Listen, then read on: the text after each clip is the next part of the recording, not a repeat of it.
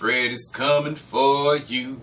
3, 4, better lock your door.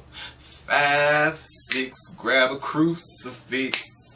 7, 8, better stay up late. 9, 10, never sleep again. Sup, you guys? ASD Classified here, doing another review of Power Rangers Dino Supercharged. This time, episode 3, Nightmare on the Amber Beach. Yes, so this episode is pretty much a Shelby focus. You know, Shelby, she's in college right now, doing it big. You know, freshman year, you know, she getting that education. So Shelby took an exam in her accounting class, and she got a B. And Shelby was not happy about this B. Now, the other Rangers, they were like, girl, it's a B, you passed. What is the problem? Shelby was like, let me tell you what the problem is. My dad is the problem. B's are not acceptable in the Watkins family.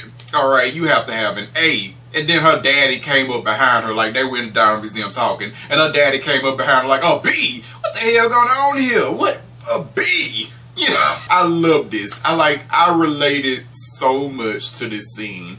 I feel like you know, there's always an exception to the rule, but I feel like usually for smart kids, they usually do good in school because their parents are riding their ass all the time. It's usually the case, right? I know that when I was, you know, growing up and was in school, like my mom did this all the time. Like, you bring home an exam, you got a 95, she's going to ask what happened to the rest of the 5 points. Why is this not a 100? You bring home an exam that's 99%. 99%. Why is it not 100? That was always the question. Why is it not 100? Always. It's like it had to be 100. And even if you brought something that you got 100 on, okay, I see this is 100, but you told me there was a bonus question that was worth 5 points, so where are the 5 points? Why is it not 105? Always. And it's like, Mom, I didn't feel the need to answer the bonus question because I figured that I would do well on everything else. I didn't think it was necessary. Oh, so you just not a go-getter? You just can't, you know, jump at opportunity? Is that what's going on here? Okay. So yes, I related to this scene so much. Like, Shelby decided to retake the exam. She had a B, but she's going to retake the exam. That is the level of craziness I have not seen. Like, my mom would not have required me to retake a fucking exam. She's retaking an exam she got a B on. What the hell is going on in the Watkins house? But anyway, we also find out in this episode that Shelby's dad owns a business, an ice cream business, and I think they said it was multinational, maybe, or international. I don't remember, but the point is, if their business is that big, then they must have some money. No, I didn't think Shelby came from money. Okay, all right, interesting. But yeah, so now we see where this drive comes from. Why Shelby's dad wants Shelby to be a business major so badly. Her dad wants her to take over the company someday. So now, you know, I have a bigger picture of Shelby's daddy's mindset now because of this episode. Interesting. So pretty much this episode was really about Shelby. It was about her realizing that not only does she not really want to be a business major, she does not want to take over the family business. It's about her expressing these feelings to her dad, like really making him realize, look, this is just not for me. I appreciate everything you've done for me, but I do not want to run the family business. It's not my dream. It's just not my goal. And at the end of the episode, Shelby's dad came to respect his daughter's decision, and he started to support her. Okay, if you want to, you know, study about dinosaurs, that's you, baby. That's your life. My dream was to study business and own my own business. If that's not your dream, baby, that's okay. I'll support you in whatever you want to do. And I love this episode. This is a really good episode. And I get to see my boy Colonel Truman shining again because I love him. And I hope he shows up in a couple of episodes in the future. It's not really necessary for him to do so anymore. But I hope he does anyway because I love the actor. So, alright, let's get into the meat and potatoes of this episode. So, the main plot, the villain plot of this episode was that Heckle was using this dream monster and some evil pillows to destroy the Rangers. So, how it worked is that first, you know, there was these pillows, and these pillows could put the Rangers to sleep. And after the Rangers fall asleep, then the monster of the day could infiltrate the Rangers' minds and then control them and make them see whatever he wanted them to see. So Shelby was the first victim in this episode. Like, Heckle gave her a pillow. He's like, oh, hey, this pillow came in the mail for you. I don't know who sent it. Maybe it was your dad because he knows how hard you've been working, right?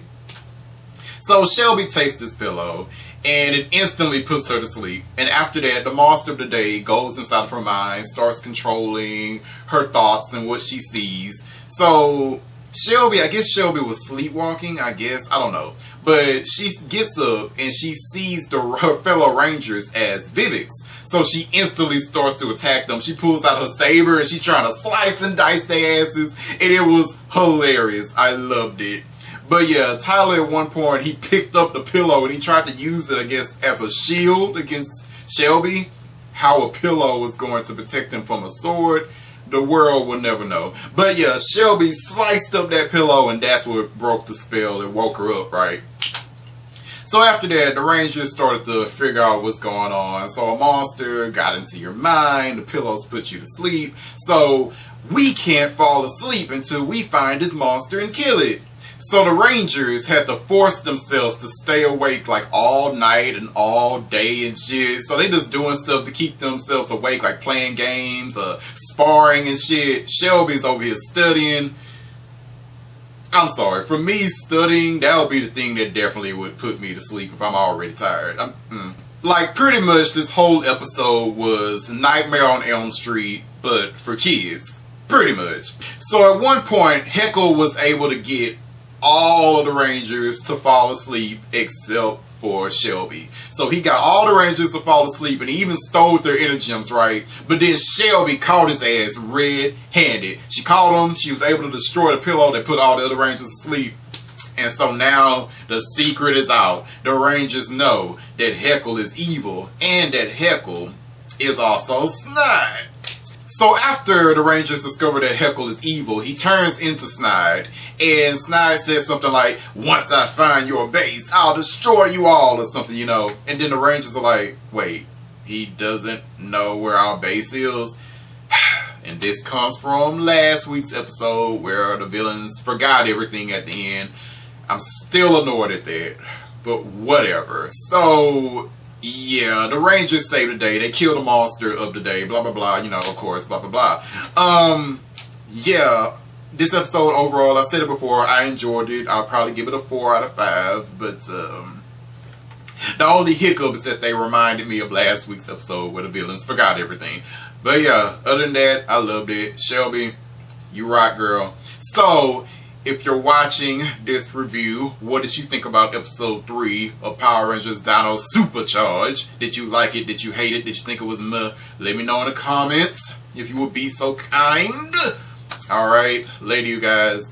Jamata. I can't believe that there's a nightmare on my street. One more thing.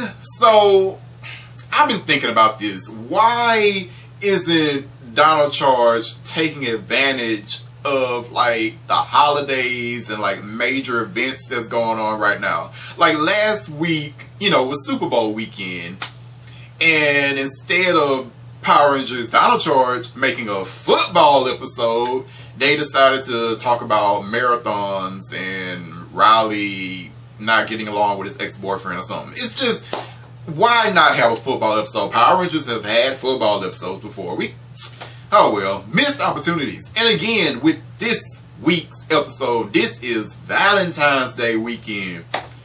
We couldn't have had an episode that dealt with Shelby and Tyler finally getting together or something.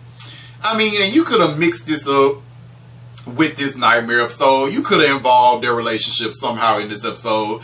I'm your boyfriend now, Shelby. I'm just saying. Oh well, missed opportunities. Alright, I'm done, guys. Later. One more thing, and I swear this is the last thing. So, when Shelby discovered who Heckle really was, right, you know, Heckle put the other Rangers to sleep and he stole the Inner Gems. So, Shelby found out who he really was and she took the Inner Gems back. In that moment when she took the Inner Gems back, why didn't Heckle kill her? Like, the other Rangers were still asleep. And it's like the Inner Gems were like on the side. Heckle was standing in front of her. She was right there. And she went and grabbed them. Heckle should have killed her ass right then and there. You can't tell me that Heckle couldn't have taken Shelby by himself. Come on, man. See, this is what Snide be talking about. Like, your plans take forever and you be dropping the ball. Like, Heckle has enough power to take the Rangers. I fully believe that he does. But he want to do everything, you know, the slick way. He want to slide, you know, be a snake about it instead of just taking them on head on, which I think he has enough power to take out one Ranger, you know. So, yeah, just wanted to talk about that. Oh, and Keeper. Keeper didn't show up at all in this episode until the end.